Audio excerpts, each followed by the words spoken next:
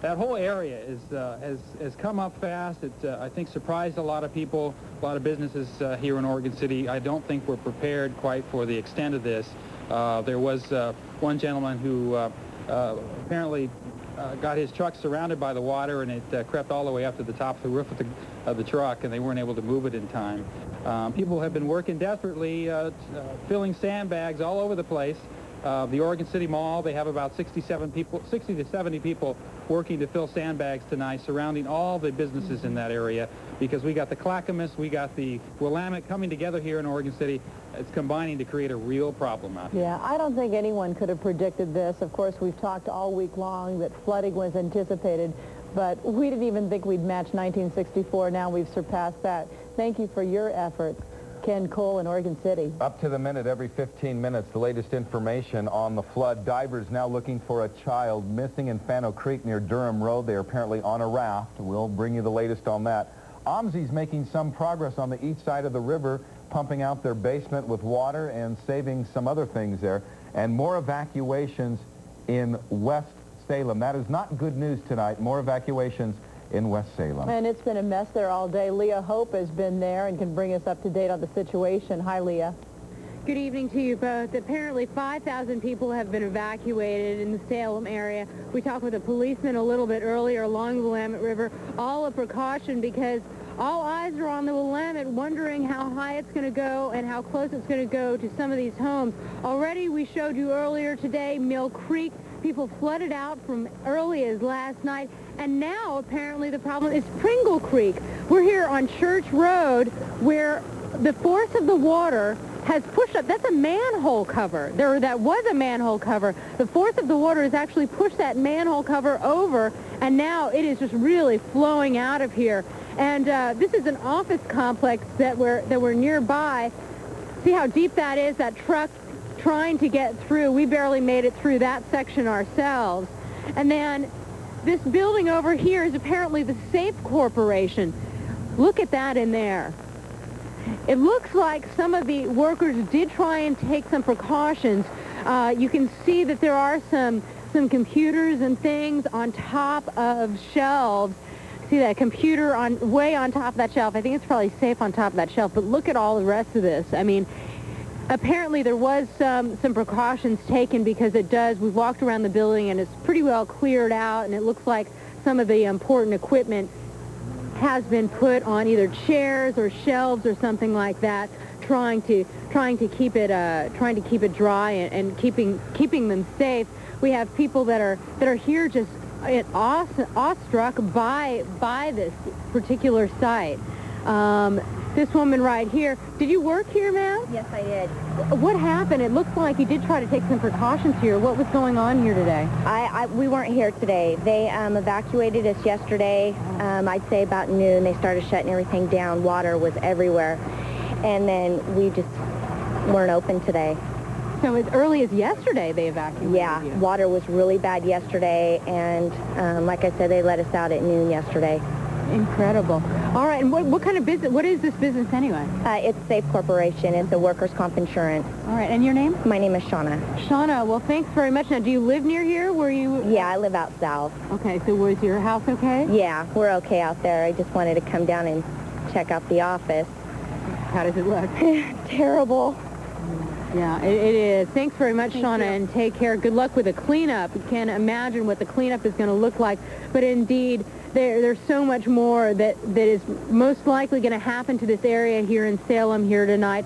So certainly we will have reports here from Salem through the night, let you know what's going on, Jeff and Julie. But indeed, some incredible pictures, the manhole cover just being blown off from the force of the water, and this business just really in the middle of Pringle Creek. Mm-hmm. Okay. Well, you know, when we look at these pictures, thank you, Leah, we look at the pictures and we think, always feel badly, but this is happening to us, to our people, to the businesses we know, and to the places we drive by every day. So that continues to be the situation in North Salem as we look at the evacuation notices here. Let's go over those, especially for some of the folks listening to us on radio as we're simulcast. North Salem, west of Commercial Street, recommended evacuation. North of Commercial and Columbia, 4th and Pine, Locust and Maple, Locust to Portland Road. Recommended evacuations in North Salem. That's the latest. West Salem, area bounded by Elm, Kingwood Avenue, the foot of the hill east to the Willamette River. That's the recommended evacuation in West Salem, the area bounded by Elm, Kingwood Avenue, the foothill east to the Willamette River. Let's go to Milwaukee again and Michael Hanna, who's following the situation out there. Michael? Hi, River Forest Drive here outside of downtown Milwaukee, a subdivision that is just absolutely flooded. We've still got a lot of the folks gathered here who have homes down this street. Spin around here and you can see what I'm talking about. This is the Willamette River. It has eaten up this street. There's no way down the street except by boat, and that's exactly where these people are heading right now. What's interesting about this green canoe here, the guys who are heading down there don't even live on this street. They're here as a goodwill gesture. This guy drove up here a few minutes ago, walks up to me and says, "What can we do to help?" And what are you going to do now? Hopefully help some people out. We're going to go down the river. It used to be a street. And people are trying to get their stuff out and up to a higher level. We're going to try and help them out. And what's your name, sir? Michael Jones. And where do you come from? I just live up here in Oak Grove on River Road. Saw it on TV and decided, hey, time to lend a helping hand? You bet.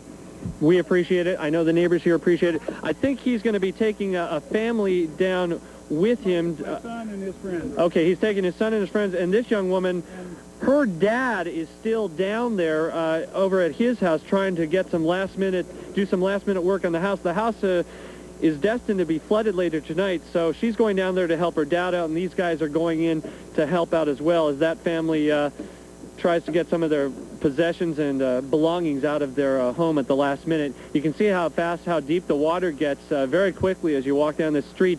This river is rising very, very fast. We've been out here for many, many hours, and it's just incredible how fast it has been eating up the street and eating up the neighborhood here.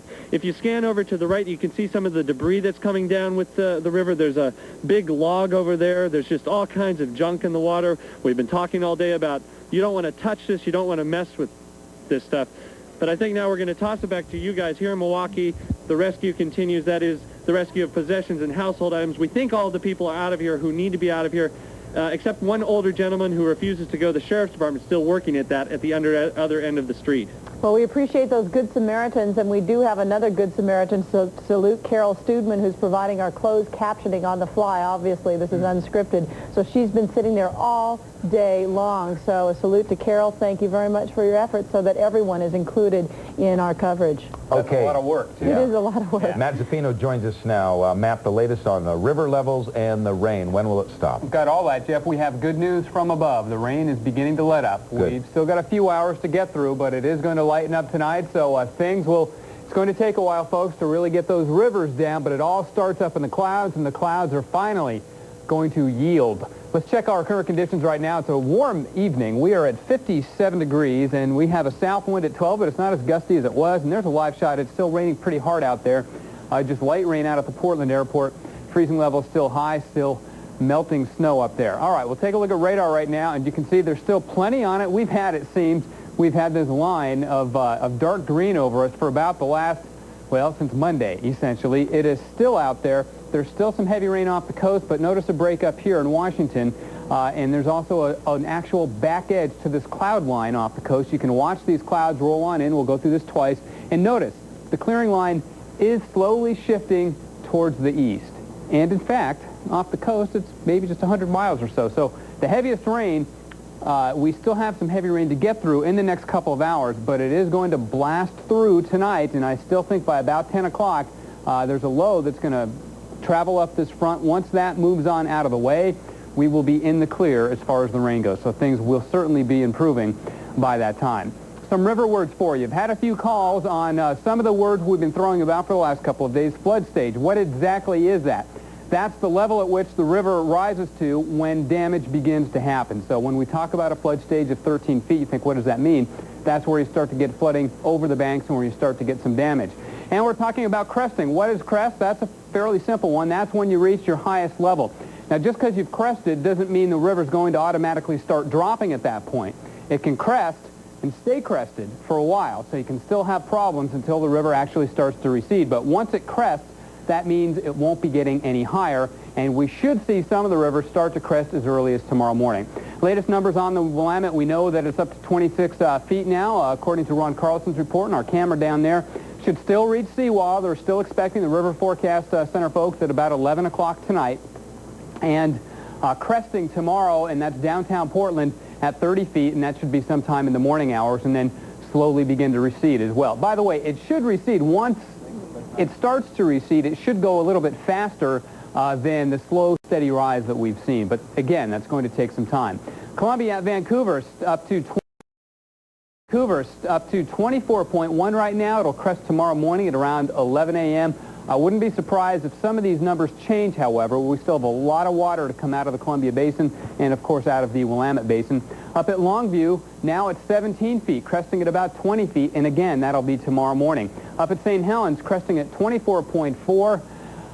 That's real high, folks. And again, the top of the Lewis River Dike is probably in jeopardy by now. As we go farther down the river, also down at Astoria, we don't have flood stages and river levels, but that's going to roll with the tide a little bit more. If you want more information on other rivers throughout western Oregon, northeast Oregon, and southern Washington, call the Q&A line at 291-6030, code 2215, and we'll try to update that for you just as soon as I can. We'll go back to Jeff and Julie. Matt, good work. Thank you very much. It's not easy keeping track of all the rivers, so they certainly have made that in 15 minutes. We're keeping you up to date on what's been going on. Military jets, as we saw, moved to the Colwood Golf Course, and that means there's a traffic advisory that Columbia Boulevard is closed and has been, as well as Marine Drive, so quite a number of areas affected tonight. Willamette River is less than 3 feet and less than 5 hours from coming over the seawall, of course. And at this point, that effort continues. And we can tell you, as we're mentioning about the road situation, there has been a major accident on I-5 South near Tigard, so you can imagine the traffic on I-5 South completely backed up into Portland at this point to the Terwilliger curves. So a lot is going on right now, a lot of traffic advisories, but let's take you right down to the waterfront where that rescue reinforcement effort, I should say, continues. Here's Mark Hass. Well, Julie, what you're seeing is reinforcement of the barricade that was built this afternoon. Now remember, if this does crest, if this powerful Willamette River that's a half-mile wide in some places does crest, imagine the power that would be placed upon this artificial barrier that was built by volunteers this afternoon. And for those folks who may have joined us after we went on the air later this evening and missed out on what happened this afternoon, let me just bring you up to date. Last night and early this morning, city officials said, you know, there's just no way we can keep this from flooding downtown if it gets to that, because we just wouldn't have any way to line up 40,000 sandbags. That would be impossible. Well, this is what impossible looks like. There were thousands and thousands of volunteers down here hauling sandbags and shoveling gravel, and now that barricade of about 2 miles that was thought to be impossible actually exists. And in fact, there were so many volunteers that at 4 o'clock this afternoon, the mayor had to come on and say, thanks, volunteers, we're already done. What they're doing now is they're putting the Jersey pylons and the concrete blockades to hold back that barricade and to prop it up if the water actually comes up this high, because it will be very powerful, and you can just imagine the pressure that would shove this thing back. And so they're putting the cement blockades there, and they're holding them down with sandbags, and that work continues with volunteers, I might add, at this hour. Thank you, Mark. Good to see the people working down there. That community effort continues and will continue, you know, well into the night. So many people operating on just about zero sleep. Okay, do you know what this area is at home? It's a familiar area. It is Oaks Park. It doesn't look too familiar tonight. Most of it underwater. You can see some of the amusement rides there. They've had flooding before in their history, but nothing like this. That's the Oaks Park amusement Nothing amusing about this, No. of course. And you know, this is from earlier today, so keep in mind the river has already risen several feet since these pictures were taken. So by tomorrow, it will be a completely different view. But right now, let's go to the Columbia River and find out the situation there. Here's Barbara. Hi, Julie. We're standing on 5th Street. It's closed because it's open to aircraft parking. They had to move about 70 or so aircraft up from a hangar that was down on the riverfront, which means that there are about 40 feet above sea level now. Some of them had to taxi up, but others, where they didn't have the key or there were engine problems perhaps, they were actually pushed up so that they're up on this level. You've got some down at this end of the street, that end of the street. The parking lot here is actually full of aircraft. Instead of being on the runway, you got about 60 aircraft out there. They're actually on the lawn. Also, the museum, I don't know if you can see that building behind me, that's the Pearson Air Museum, full of aircraft. That's pretty much what's in there now. We have some shots of that we can show you later. Now, for people who are threatened by the flooding, there is sand available for you, and that's at Leverage Park. Leverage Park is on 39th Street, right off of I-5. If you need sand, you can get there, and you will have to bring your own shovel because they don't have anybody shoveling it for you right now. They do have bags and they do have sand. You can keep on shoveling and get some sand. You can take that sand back home with you, and hopefully you have some friends who can help you out. Back to you two in the studio. Absolutely incredible pictures of the Columbia taken earlier today, and it's risen since then. This was the scene right off of Highway 14 there, and there's Barbara earlier in the day, and that river is definitely rising, especially underneath the I-5 bridge. You know, you're so used to those familiar landmarks, and they almost disappear in the flooding. From Wintler Park west to Interstate 5, evacuations in Vancouver. Here's the scene, Julia, up north in Woodland, Washington. That's the giant hangars at the airport there. There's no sign of the runway. It's covered in 3 feet of water, and all of the private planes have moved to higher ground there. The airport is along the Lewis River, which backed up because of the flooded Columbia, which we just showed you. It has been 15 years since this airport has seen this kind of flooding. With every tributary overflowing its banks, that's the situation. One river is backing up to another river, so that's part of the problem. We'll show you pictures now from Kalama, Washington, which is 21 miles north of Vancouver, so we remain in southwest Washington. Here's a look. Recognize that? Yeah, that's a car submerged. How would you like that to be yours? The Kalama River is backing up because of the flooded Columbia. It's rising higher and higher over land, vehicles, and homes and businesses. Now, downtown Kalama is soaked in knee-deep water and even deeper areas. In outlying areas, water is 10 feet deep, deeper than that at several points. Cattle stranded in Kalama. Some cattle had to be rescued as they were treading in high water. Take a look at that. Look at that poor guy. Just tie up your cow to the barricade there and come back later and get him. The poor cow, but he's kind of oblivious to the whole situation, it seems. Julie, I want to show you something. A lot of folks want to see what's going on. This is the east side of the Willamette River in downtown, and folks there coming to see what's going on. Now, we've urged you, I know it's human nature, but police are urging you not to come down to the river. They've got a lot of things going on. They don't need a lot of people down there. So thanks for watching, everybody, because we want to show you what's going on, so then you don't feel the need to come down there. At least we hope that's the case.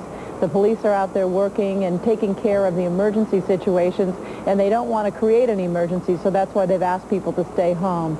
We want to look at some more video. I know some of you are getting home. This is the situation from earlier today as the earth just completely gives way in the West Hills of Portland. This happening right by OHSU and in the West Hills, and so you can see dramatic video. Actually, this was taken, I'm sorry, on the west side, right by Burnside in northwest Portland, not at OHSU. We saw some other video, but all of the West Hills, it's fair to say, looks a lot like this, giving way. And one of the things that we didn't get a chance to hear there, and I'm sorry I was talking over that, was just the human response. And this was a contractor who saw his whole truck just go sliding down the hill, said, shoot, I knew I should have gotten out of here. This is a dangerous situation, and there goes my livelihood. There goes my job. And right there. So many losses, and the cars, as you can imagine, swept away just like they were toys. So still, that situation, very unstable, and as the rain continues, that's only going to get worse. Well, we talk about the volunteers down by the seawall. Ron Carlson has been down there throughout the day and the evening, and he has a story now on all the folks who are down there trying to help out and shore up the businesses. This is video of what they were doing earlier today. We talked about that incredible volunteer effort, and here we see that's extended to some of the downtown businesses, not just the seawall. Now, keep in mind, when we have this kind of water, we have been looking outside at the current, extreme, strong currents. We're talking about such a large volume of water. that a lot of these barricades aren't meant to stop the water, but merely to stop the destruction of all the debris that comes with that water. And that needs to be taking place tonight, and yet was taking place today, all through, I would say, from Waterfront Park up to at least 4th Street, where there's the lower levels. So that was the community effort today taking place, all those sandbags. They didn't think it could be done, but as Mark Hash showed us, we were looking at a miracle. It would have taken a miracle to get those sandbags done, and they were. Okay, if you have a computer and want to get the latest flood information, call our 2-on line number 231-4227. You saw two efforts going on down by the seawall, also with the businesses there. And where to call? Tree-related emergencies, there's the number. Essential calls only, 823-3333. Just for essential calls, tree-related emergencies, 823, and we saw that number just flash by. Yeah, but here's Washington County. 823-3333, we can tell you that in Portland. 823-3333 is the general information in Portland. In Washington County, 649-8577, or the other number. Elderly residents, we do particularly are concerned about you, so call 640-3489. Those are some of the numbers of where to call in the area. In Gresham, people with clogged storm drains posing some significant problems. Feel free that you can call and be heard at 669-2626 or 669-2426. Okay, and property or safety emergency, of course, we all know 911. Okay, now let's go to Jeremy Diesel, who's standing by on the east side of the river at OMSI. Jeremy, what can you tell us? Well, right now we're inside OMSI, and we're down where the trouble actually started today when they got worried about the future of this building.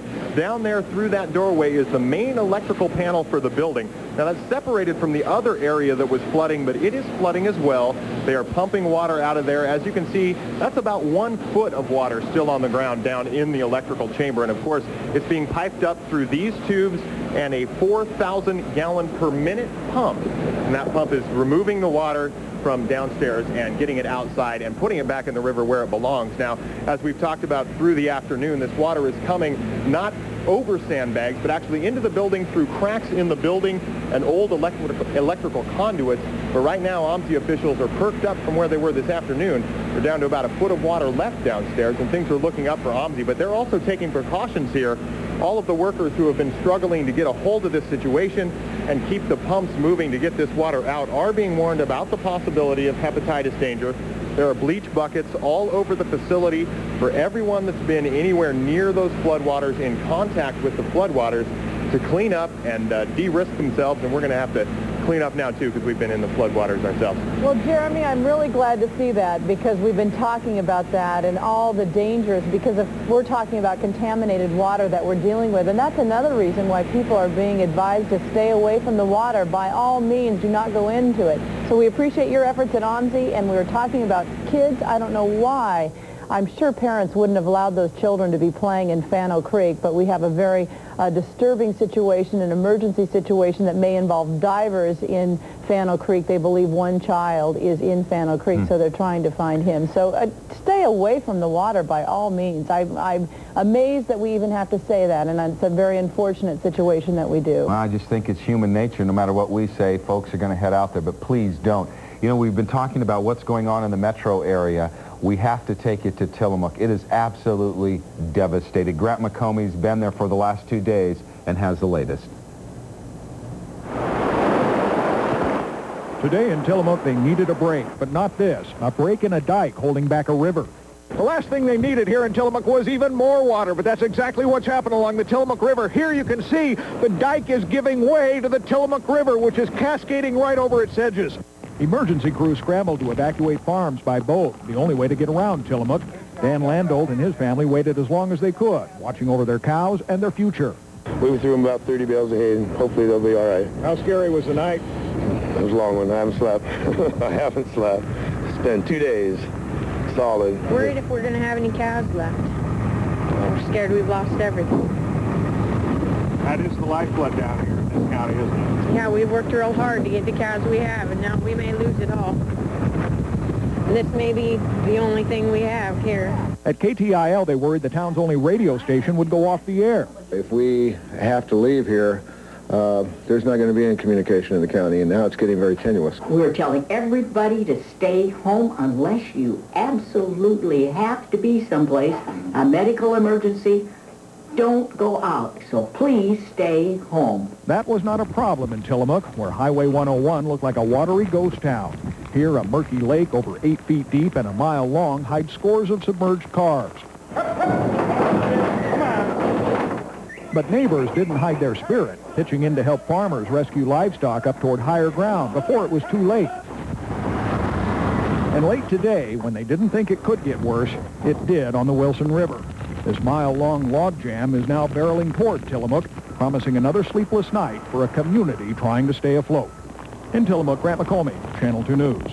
And a sad note, the radio station, shortly after that report, the radio station, they were forced to evacuate, and that's tough because that's a major link to the folks in Tillamook so they know what's going on. So Grant continues to let us know what's going on in Tillamook. I don't think I need to tell you that we're in a state of emergency, but in case you're joining us late, let me tell you 16 counties in Oregon alone now considered under a state of emergency. Governor Kitzhaber has asked for a disaster declaration. Of course, that would make more federal funds available. So Governor Kitzhaber has asked President Clinton to declare the state a disaster area involving particularly 16 counties where we have a state of emergency in Washington alone. And of course, obviously, that includes the Multnomah County and Clackamas County and Washington County metropolitan areas. In Washington, we've got 6 counties as well as the city of Pullman, so you can kind of see the wide area that is affected by the flooding situation, and that includes the city of Pullman, Walla Walla, Skamania, Klickitat, Columbia, Whitman, and Yakima counties in Washington state under a state of emergency, but we've also seen damage from the Seattle-Puget Sound area. So this is what we have, a state of emergency, but still even more of a wide-ranging area affected. Okay, up to the minute, at the top of the hour, crews still reinforcing the seawall down at Waterfront Park. Aircraft moved to higher ground in Vancouver. That's the latest as well. And OMSI, they now say they're optimistic as they're continuing to keep up with the floodwaters that are flooding the basement there. They're pumping it out just as fast as it's coming in, and they're very optimistic about things there. It's 7 o'clock. You're watching KETU Spirit 2 right here in Portland, and right now we're going to go back to the seawall. That's where our reporter Mark Hass is to show us where the floodwaters are now. Mark? Well, Julie, it's a waiting game now. Here is the Willamette here at Salmon Springs. It's a little bit misleading here. It isn't actually cresting over the seawall. What you're looking at is the landing of Salmon Springs, which is a little dip here, and it's actually where the seawall has been removed to build this area. The water, however, has risen about 4 feet since we started reporting here early this morning. It continues to rise.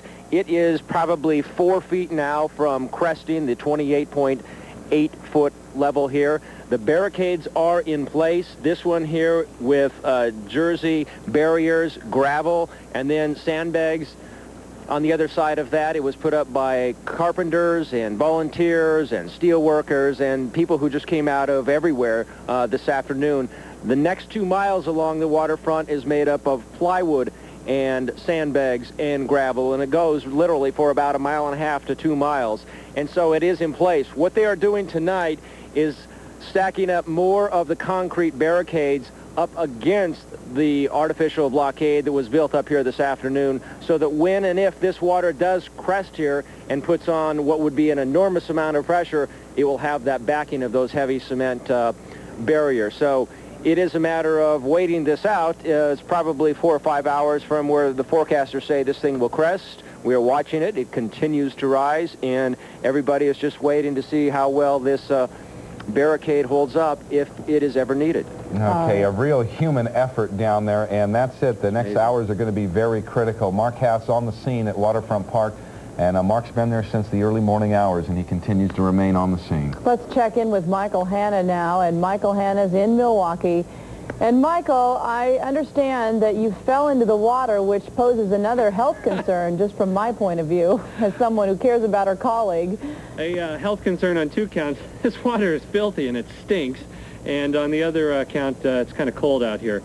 So, yeah, I'm shivering. But we're going to take care of that in a little while. I'm going to be going home, taking a hot shower, and perhaps catching up with you guys a little bit later in the evening. But before that, we want to give you another look here at this situation in Milwaukee. We're at the corner of Southeast Oak Grove Boulevard and Wagner Lane. Take a look at this area here. This is the Willamette area. It is flowing through this neighborhood tonight. Many of the homes here, a dozen or more, maybe 24 homes throughout this subdivision are inaccessible except by boat. So most of the people have left this area now and headed off for higher ground. There are still a couple of people who are sticking. People have left this area now and headed off for higher ground. There are still a couple of people who are sticking around who promise they're not going to leave, but I'm going to tell you something. In a few hours, there's going to be a lot more water here. I'm holding this doll here. It's kind of symbolic of the sort of stuff that we're seeing floating down the river, all kinds of things. This thing kind of came up beside us. It's a kid's doll. We're not exactly sure who it belongs to, but we picked it up just to show you some of the stuff that's floating down river here in Milwaukee. There are people from the neighborhood over here just gathering to kind of check things out. Many of the people earlier had been here offering assistance. We saw a lot of boats heading off into the darkness. Let's turn around that way and see what you mean by, show you about the darkness. Look at that. It's pretty eerie looking, but there are still boats out in this neighborhood, still at this late hour, picking up belongings, picking up people, trying to do their best to save what they can, even as the floodwaters continue to rise. If they're going to be out, they're not going to want to be in there much longer because this river is rising very, very fast in this part of town. And I'll tell you what, you've heard from those guys at the seawall in downtown Portland all day long. This perhaps is a taste of things to come in Portland if, in fact, the water rises as fast as we think it's going to. So that's the situation here in Milwaukee tonight.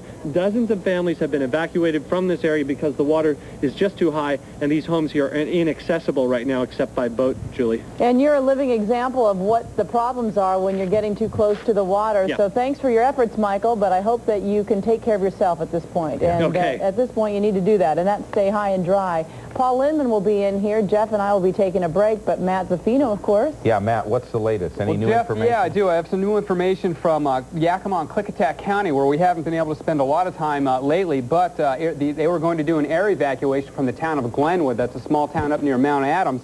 That's been postponed until tomorrow morning. The town is totally cut off by floodwaters, and only the school in that town is not flooded. Also, the towns of Wishram and Klickitat continue to be isolated by the floodwaters. In the town of Husum, that's north of Hood River. If you've ever traveled up towards Mount Adams from Hood River, you go through Husum. The bridge at Husum is threatened by the flooding of the White Salmon River. So we know we have viewers out that way. We want to give you the latest information, and the rain is still falling there too. So it doesn't look good out there. You guys hang on till tomorrow morning, and sounds like help will be on the way. All right, let's check the weather right now, and I can offer a little bit of good news coming in from the west. Let's take a look at one of our cameras and see what we got out there. And it is a dark and rainy night still. The rain, however, is going to start to let up. It's been light in part of the area. 57 degrees, south wind at 12. Barometer is rising. That is a good sign of the weather settling down, and our freezing level 8,100 feet. Rain amounts, and I got plenty of them, folks. We have just some tremendous storm totals from the last. This is all since Monday. In Portland, 7.16 inches of rain. Salem, about 7.5. Look at Eugene, 9 inches. You may think, so what? That's not here in town. Well, all that water comes through Portland, folks. Everything that drains through the valley, obviously. Other totals. Check this one out. Saddle Mountain, been talking about that location up in the Coast Range. 19.7 inches of rain since Monday, and this is only up until 12 o'clock today. 14.7 inches of snow melt water. That comes out to what? 34.4 inches of water. That is almost 3 feet, not of snow, but of water coming out of the hills and into all of our rivers. Laurel Mountain also almost 2 feet of rain there. Other amounts, Kelso over 5 inches, Vancouver 7.5, Banks 8.1, and Tillamook 13.9 inches out on the coast. We're having a little bit of a fuss over on the set there, but things are fine here, folks. All right, these are the totals from today. At Tillamook, 4.8 inches of rain just today. Grant McComey doing an excellent job of showing us what's going on there. We've got a lot of friends in Tillamook, and we're with you. 8800s in Eugene, east of the mountains, though very light. And if you have any friends or relatives in southern Oregon and you've been wondering what's going on down there, not many problems. You can see Grants Pass, just 0.04 of an inch of rain. Medford hardly had any rain at all today. We, however, have plenty, and you can see radar is socked in. This is the Medford radar. That's the edge of the Eureka, California radar. Here's our Portland radar extending out about that far. We may begin to see the back edge of our precip right out here on radar. It may just be beginning to come into range, and they're still getting a lot of rain up in Washington, and we're getting a lot of rain through the Cascades. So for Klickitat County and you folks out that way, you still have several hours of precipitation to get through before things begin to improve. But they are going to improve overnight tonight. We can see this back edge of this cloud line moving in. This thing was out like that for the last 3 days. It's finally changed and is moving in. The jet stream is pushing it along. What's going to happen tonight is one more wave of precipitation rolls on in. That'll finally push this whole messy thing on through. We'll get the rain for till about 10 o'clock. I really think by 10 o'clock this front will be pushing through, and most of the heavy precipitation will end in the northwest corner of the state. And then high pressure finally builds in, and it's going to do it rather quickly. That is going to give us offshore winds, and that is great news because that means dry weather, extended dry time from tomorrow afternoon right on through the weekend and into next week. I really don't see any rain for probably 5 days, maybe 6 or 7. So we'll really get a break once we can get out of it tonight.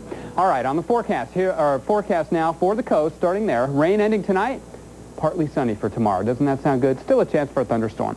In the valleys, the rain will be ending tonight, and we have partly sunny skies for tomorrow. In the gorge, west winds, you will have some sunshine tomorrow. Just make it through the night, and things will begin to look a little better. Central and eastern Oregon, partly sunny and much cooler over there. It's been very mild, been in the 60s. Lows tonight, 30s and 40s, so about normal. And highs tomorrow, 45 in John Day, 48 in the Dalles, 46 down in Burns. West side lows tonight, believe it or not, will drop all the way down to the low 40s. That will be very early in the morning, though, after that cold front comes through. And highs tomorrow, about 10 degrees cooler than today, only 53 in Tillamook, 52 Astoria.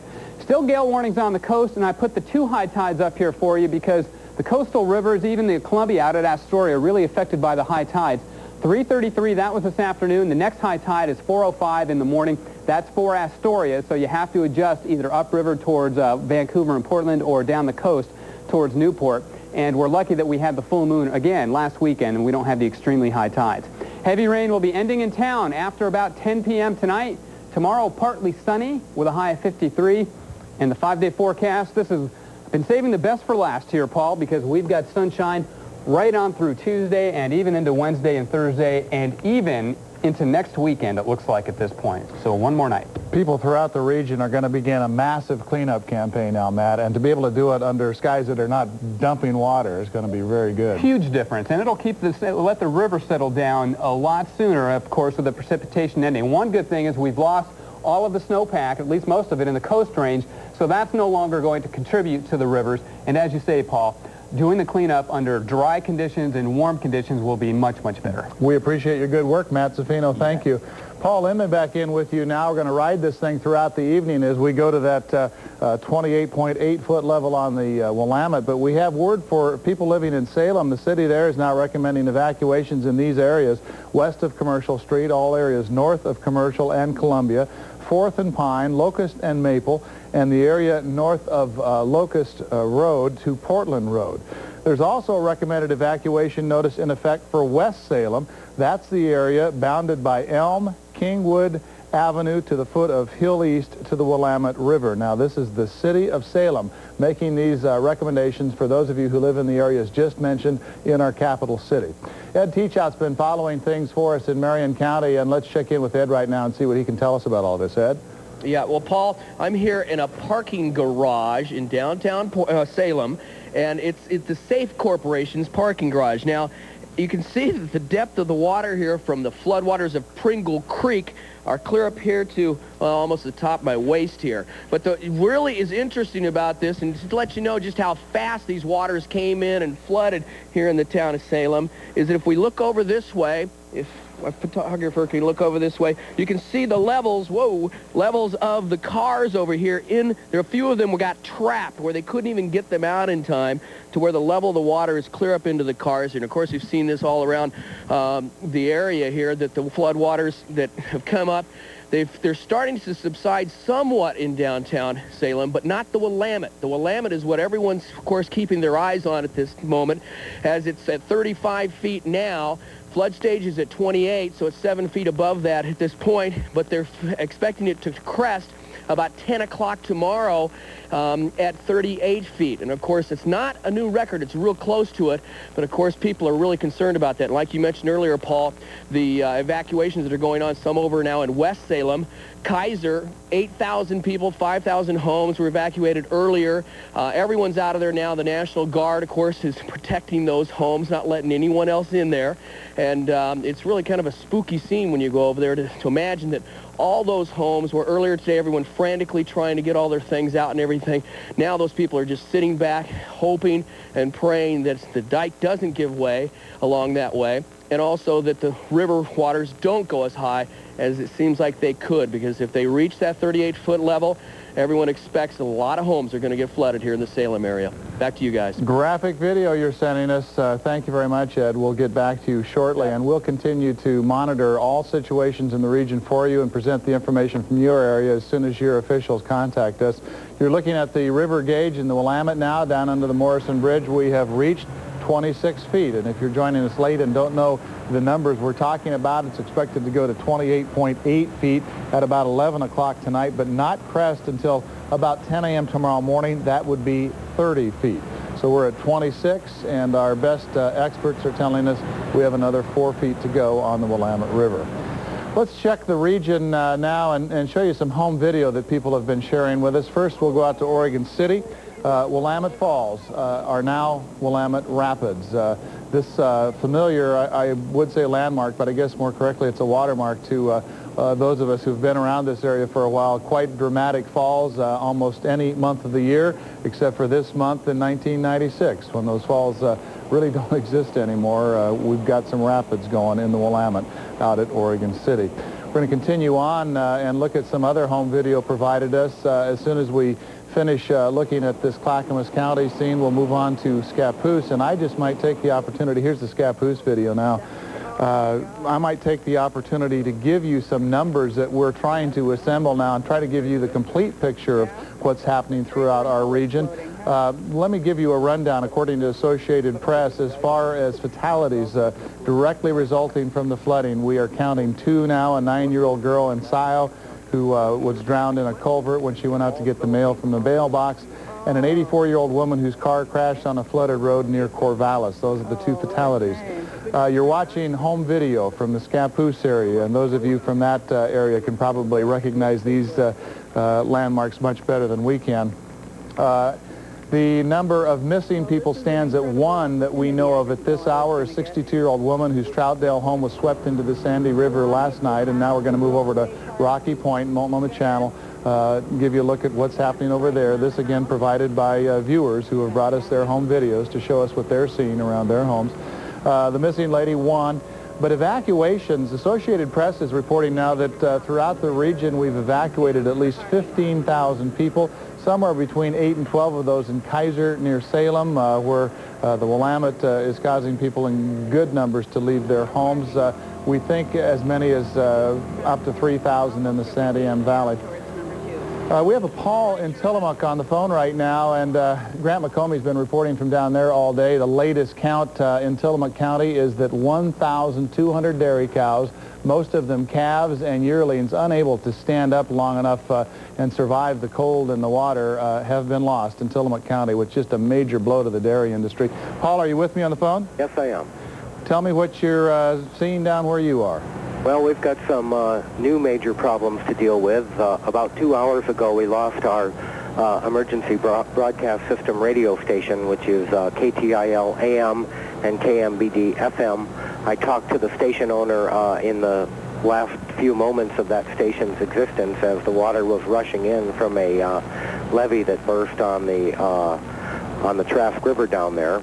And so we've made arrangements with the Lincoln County and Clatsop County stations to provide emergency public information through those stations. The city of Nehalem is our big concern right now. The Nehalem River is supposed to crest tonight at midnight at an all-time record high of 29 feet. That's 15 feet above flood level. The last, or the highest previous reading was 28 feet back in December of 1990 when that was a presidentially declared disaster.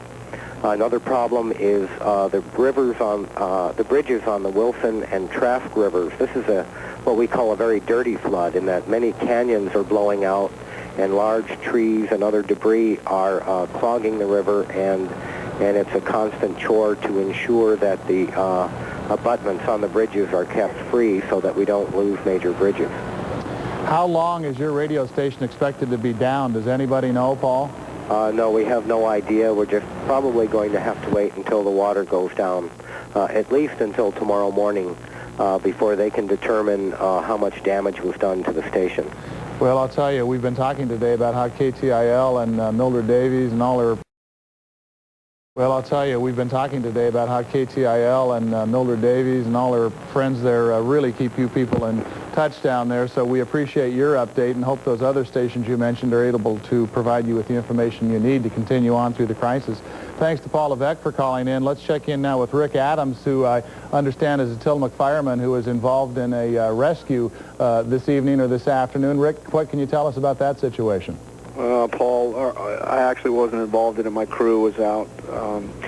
We went out to do an evacuation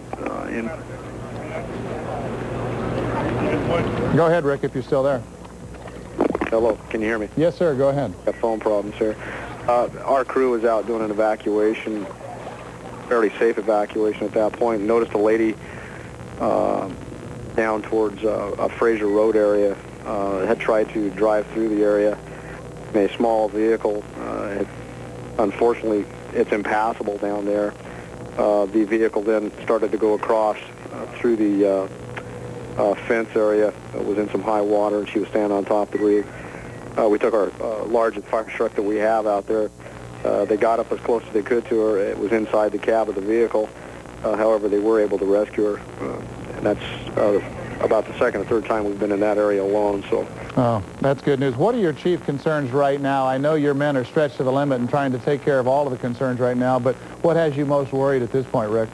Well, I think the biggest concern I have right now is our district's 97 square miles. Accessibility is very limited. We cannot go west at all outside the city limits. Can't go north. We've got some mutual aid coverage up there. We can only go a short distance up Highway 6. We have a lot of outlying areas that are inaccessible. Some medical calls are going to be a problem. Any fires in some of those outlying areas are basically going to be just an evacuation of the individuals out of their residences because we can't get there. Well, Chief Rick Williams of the Tillamook Fire Department, we wish you well and offer you our best wishes and prayers. That's about all we can do from this end, but we've been talking today about the kind of people who live in your county, and you know and they know they will survive it, but you've got a lot of work ahead of you. Thanks for checking in with us tonight, Rick. Let's check now with Steve Dunn, who's moved from our location in northeast Portland to the riverfront, west side. Steve, are we holding our ground down there? I'll tell you something right now, Paul, much nicer where you are tonight indoors. The rain, however, has slowed up just a tad bit, and that's good news at this point, but I'm sure it'll pick up again very, very soon. Let me kind of put this in perspective for you, Paul, down here at the seawall. When Kern Snipes came down here at 5:15 this morning, the water was at 22.5 feet. When Ron Carlson came down at 4:30, it was 25 feet. It is now 26 feet and rising, and unfortunately I can't show you that because they just turned a light off, but you can trust me, it is 26 and moving over 26 feet. I can also tell you they're starting at the other end down here and moving in concrete barriers, and they'll put these barriers up against the plywood, and they will then reinforce those barriers with sandbags.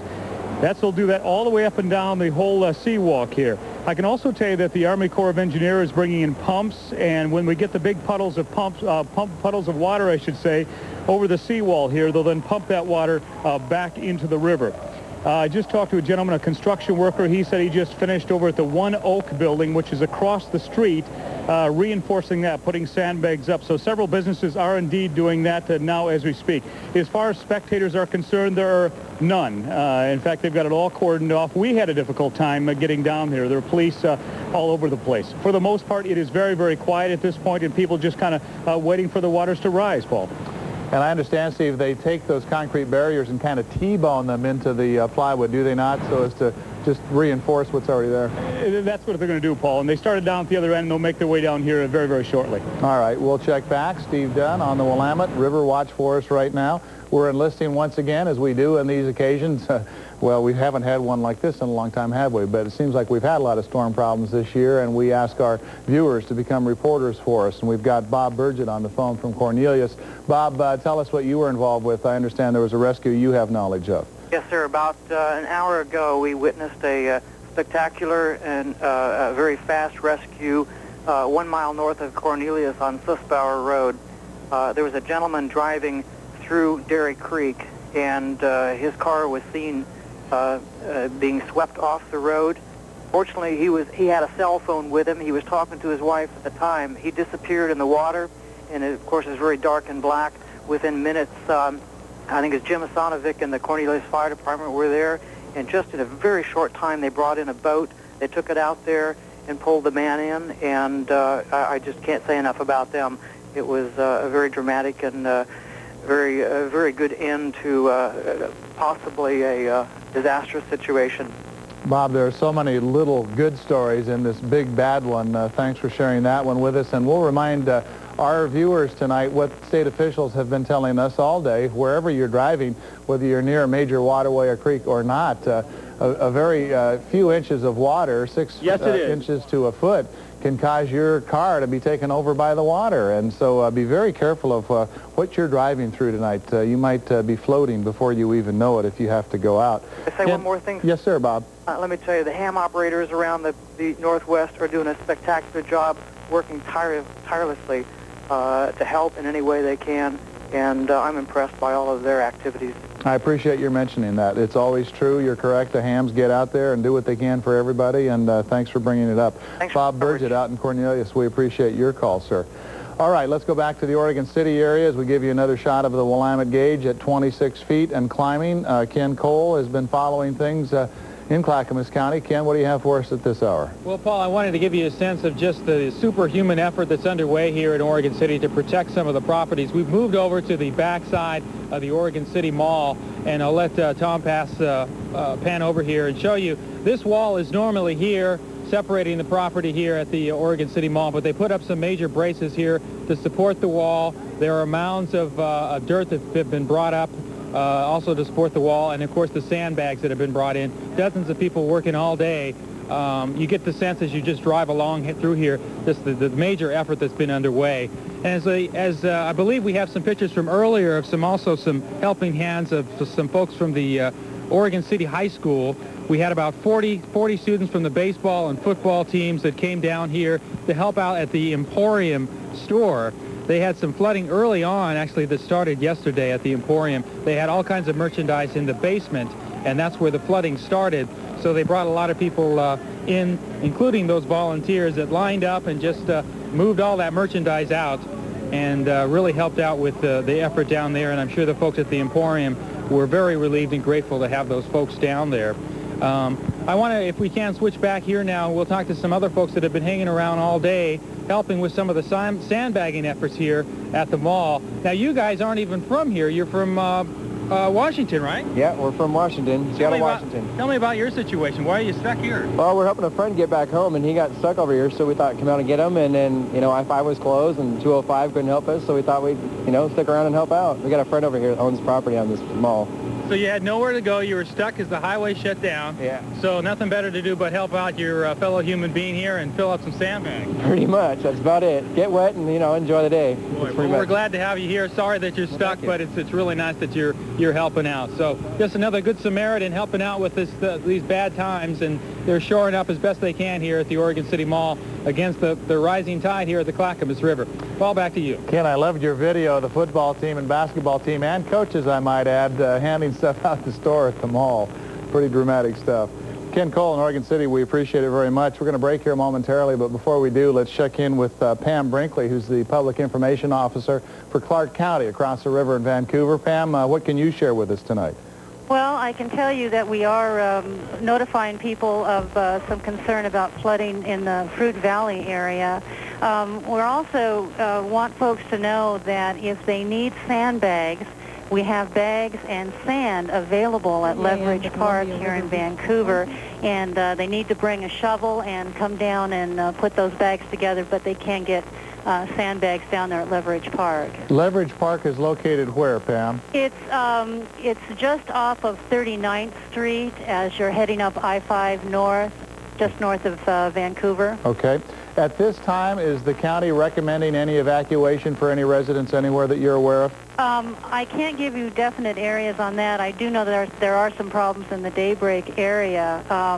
I can tell you that one of our biggest problems, particularly in the Vancouver area, is that have been a number of people down at Columbia Shores, down at the river, you know, looking at what's going on, and we're real concerned about keeping them out of harm's way. And in fact, we've even had to assign a couple of officers specifically just to try and keep people out of there. Mm-hmm. Well, our Columbia River is expected to crest at about 11 a.m. tomorrow, Friday, at 28.5 feet. And the urge is so great if you drive near these waterways, Pam, as you know, both the Willamette and the Columbia, people just want to see it. I know. We had reports this afternoon, people were stopping on the interstate bridge to look at the Columbia. So your message is take it by television if you can, huh? Yeah, watch it on Channel 2, you know. We'll let you folks do this, but yeah, stay at home, be safe. All right, Pam Brinkley over in Clark County, thanks for your information, Pam. And just repeating, if you missed it, if you're in need of sand and sandbags, Leverage Park off the 39th exit in Vancouver is the place to get it. Take your shovel. The water's still going up. Indicating a crest at 25 feet. Again, that is lower than the previous forecast, going to 27.5 feet at 6 a.m. Friday. And I know those who live along the river are watching those levels very carefully and know those numbers. They mean a lot to them. We've got a school update from Portland that we just gave a few minutes ago. We might want to repeat it. Oregon's largest school district, that would be the Portland Public School System, will be operating tomorrow. Nobody's going to get out of school for this flood anyway. Apparently most of the schools are far enough away from the river. Our reporter Lisa Balick began this day over on the Oregon coast, flying over flooded plains. Right now she's in downtown Portland, I believe, watching the evacuation. Lisa? Mike, actually, we were just there, and we just sent you back some tape, and you were just talking about how people had really sandbagged. Now we've moved up, actually, by the Columbia River. We are off Marine Drive. These here are houseboats, and take a look at this. A lot of people out here have already evacuated this area.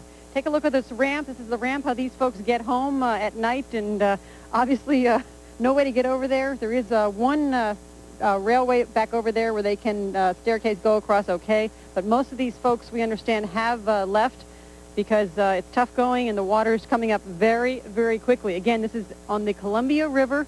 These are houseboats here, and the water is coming up on these folks here. Some folks are staying, and they've told us that they plan to stay for the duration no matter what happens. They want to keep an eye on their belongings, but others have packed up and left. This is the situation right here tonight on the Columbia River just off Marine Drive. Mike? Thank you, Lisa. Thanks for that update there.